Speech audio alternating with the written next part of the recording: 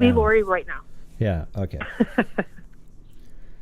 All right. Well, no, I just with everything that's been going on, and it's brought up a lot of weird memories and stuff, and I saw that you were doing this call-in, which I think is really great, because sometimes it just feels really good to talk about stuff. The caller before me, I related so much to her story. It was like, even down to the lithium. Wow. Man, maybe it was the same guy, right? I mean, yeah. It was crazy, when I met him, he's super good looking, super charming, would dance me around in the kitchen to Frank Sinatra, make me waffles, tell me I was special. It was super cool, and no one had really ever treated me like that before. So I ended up moving for him out of state, away from my family. The minute that I got to the new state with my daughter, he started treating my daughter poorly. And I felt like, okay, well, so I'm here. I'm stuck here now.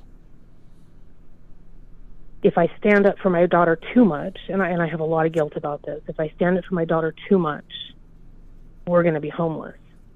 I can't go back. And so it was off and on for a couple of years, and then I noticed that the fights that we were having were getting a lot worse.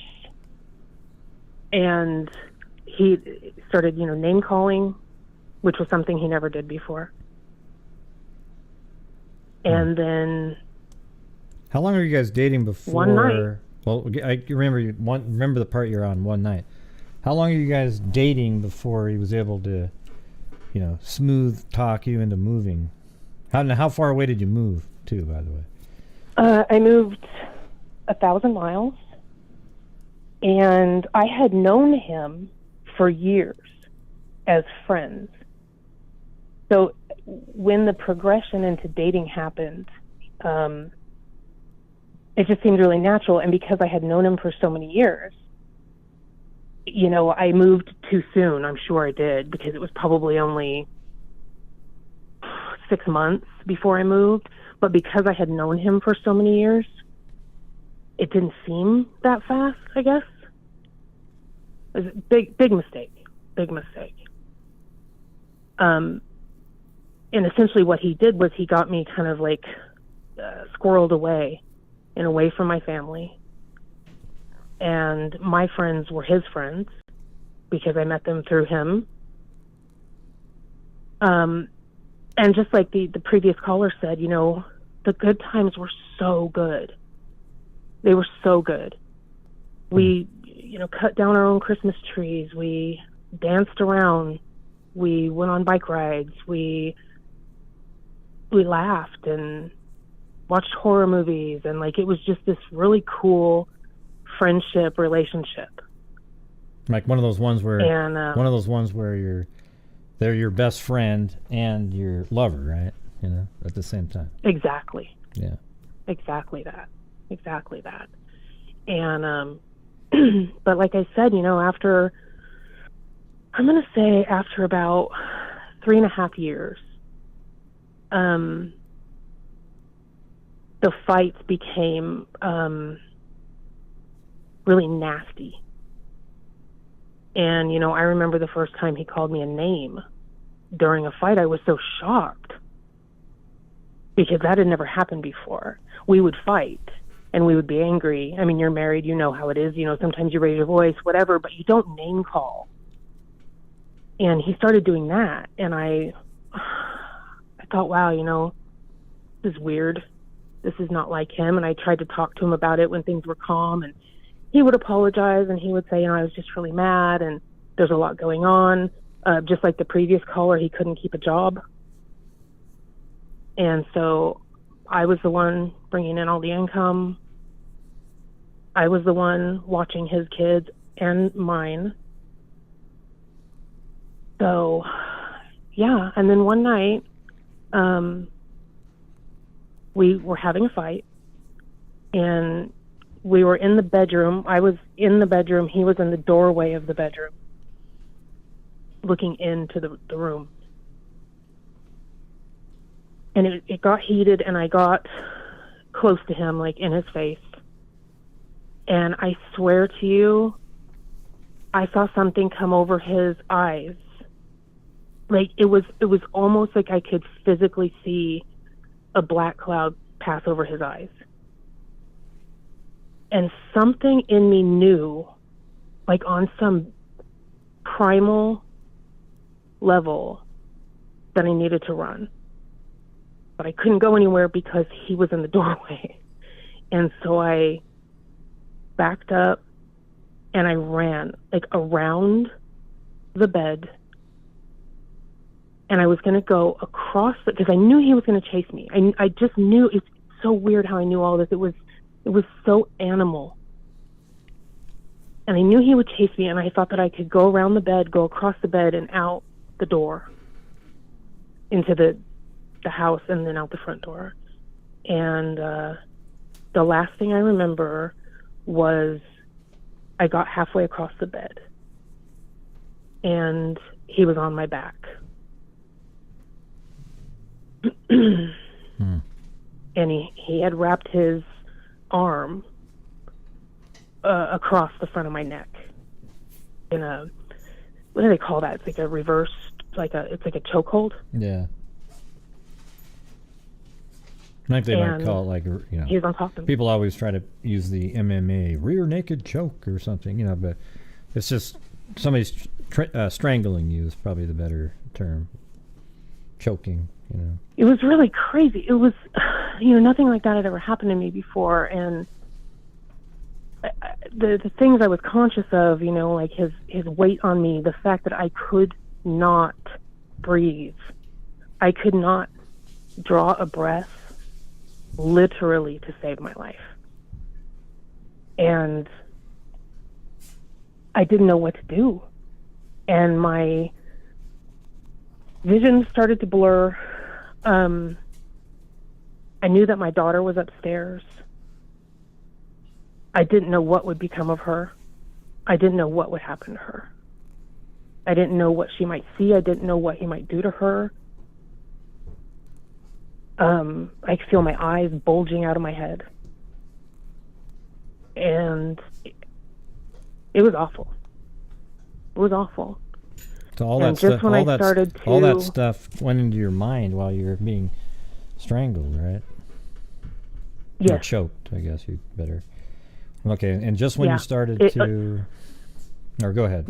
Sorry, we have a delay, we have a long delay, like a 3-second delay. So sometimes I think you have a pause, and I start talking, but that's right when your normal cadence would start talking again. So I apologize. Yeah. Okay. No, it's fine. Don't apologize. It's fine. I watch you enough to know about the delay. Yeah, so all of this was going through my head, and it couldn't have been more than, I don't know, 30 seconds. You know, I don't know how long it takes for a person to pass out, but just when I started to feel that I was going to pass out, I started to get just a little bit floaty. Maybe didn't care so much anymore. Just really terrifying. All of a sudden, it was gone. The weight was gone. And the air was back. And I ran. And I remember, my memories are a little hazy, but I remember all of a sudden I was in the bathtub. And I was, fully clothed. My nose was bleeding. He had ripped one of my earrings out. And so that was bleeding. I had peed my pants. Wait, let me. Really embarrassing to say, but that's a nightmare. So he was on your back, but do you remember how you got out from underneath there? Or? He let me go. He just let me go. I think he realized what he was doing. I think maybe the thought of the kids upstairs. Maybe he realized he was killing me. I don't know why he stopped. And my memory is really fuzzy. Like, I really don't know how I got from... I remember running, but I don't really remember going from the bed to the bathtub. And I don't know why I went into the bathtub. I don't know why I would do that. So you must have been right on the verge of really... You were like in bad shape to not remember anything and to sort of just be laying in the bathtub like that, you know? How long was he strangling you for, or choking you? Do you know how long that was? Or? I couldn't really tell you. It's like I said, however long it would take someone to get fuzzy and go out. Wow. So, 30 seconds or a minute, or, I don't know. Everything went so quickly. And, so after that happened, he was really apologetic, and the kids came downstairs and were saying, what happened? What's wrong? And I remember him saying, she's sick. She's just sick. It's okay. She'll be okay. She's just sick. And I said, I just want to go to bed. And he was trying to help me change my clothes because, I had peed my pants and I had blood all over me and I'd thrown up. So it was just a mess. And he got in bed with me and like spooned me like a big spoon. And I wanted to vomit. It must have been a really fearful night too. Right. I didn't sleep. Yeah, that's what I was going to say. You probably didn't get a second of sleep. You're just laying there just thinking, man, what's he going to do? It must have been terrifying the rest of the night. It was really bad. And then the next day, he had to leave town. He had a trip planned. He's going out of town. So he left. And I had... my entire face was like broken blood vessels. I had 2 black eyes. I was swollen. My lips were swollen. I looked terrible. And so I went into my job to, tell them that I needed some time off. And my boss fired me because he said that he couldn't have me there looking like that, and that was going to take a while to heal, and he didn't want that drama at work. Oh man, what kind of work? What is it? Was it? It was just. I'll bet you know the place. It was like this weird store where they just have a bunch of stuff, like kind of a pawn shop, kind of a collector's store. Oh yeah, there's one near Jesuit High School, sort of like that. Yeah. I think. Yep. I don't know if that's the one or not. But yep. Huh. Well, that's kind of weird. I was just realized you're from my neck of the woods too. Yeah. Yeah. So yeah, that's my story, and I was. But what stuck, kind of that guy should get. For a long, what year? How long ago was this?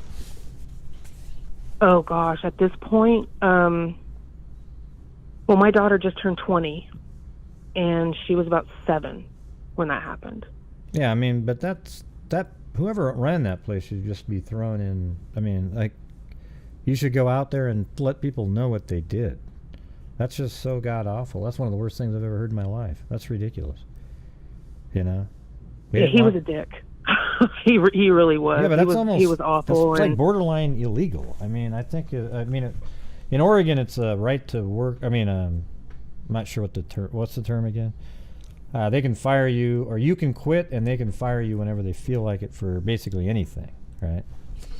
Yeah, at will. Yeah, at will. That's the employment. Word. Yeah. So the thing is, but in this case, I think you would have had a case against him. And man. I think you got if you had ever gone on a jury trial, you would have been a huge settlement, because that guy would just look like a pile of crap, and a jury would be like, "Oh my God," because that's just awful. That's one of the worst. That's one of the worst. I mean, that's just he's almost as bad as the psycho that was, that attacked you.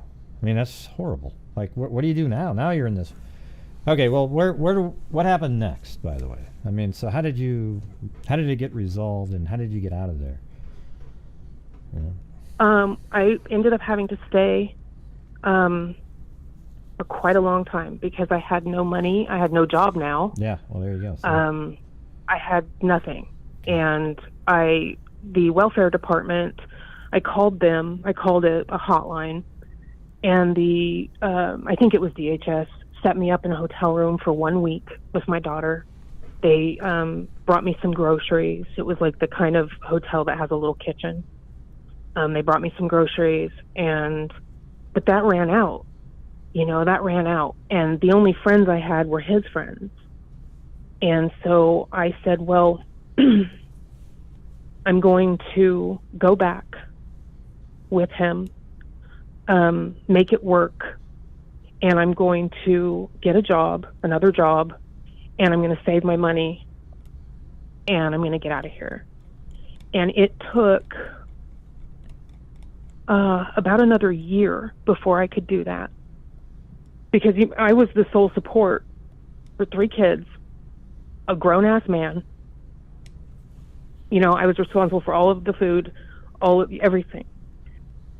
So eventually it got so bad that I ended up having to spend my birthday a year later in a hotel with my daughter, because I was so terrified of him. He was being so awful on my birthday, and I was scared for our lives. And so we stayed at a hotel, and I called my mother, which I didn't want to do, from the hotel, and I told her, I can't do this anymore. I need to borrow some money. And because I had never told her what happened. And so she and my dad sent me some money. And I was able to finally leave. And he did not come after me. But when I was packing to leave, I found bottles of lithium squirreled away in the basement bathroom that he should have been taking, I guess. And then, so after that incident where you had to stay for 3 more years, but were you always in the same house, in the same bed and everything? Were there still ever... Let me ask you this. During those 3 other years, were there also good times again, or was it just miserable every second of every day after that? Well, I only stayed 1 year after. Oh, 1 year. That incident. Oh, yeah, okay. Yeah, we were together 3 years before the incident, and I stayed 1 year after. And there were some good times when I would allow myself to forget what he had done. But right before I left, probably 2 months before I finally left, before my birthday that year, we got in a fight, and I said, "You tried to kill me." And he said, "I'm not going to kiss your ass about that. I already said I'm sorry once, and I'm not going to say anything else about it. Get over it." How did you get out? It ended... He wanted me gone. He wanted me gone. And so when I, finally said, I'm leaving, he begged. And even the night before I was leaving and everything was packed, and, my dad was coming to help me move, and he was begging me to stay. He was saying, I love you so much. I just have never known anyone like you. And, I promise I'll never do anything like that again. And we can work on us, and we can go to counseling. And I told him, he's already on his way. I cannot stay. This is toxic, and I cannot stay. And he let me go. He actually let me go. And he never. I was so surprised.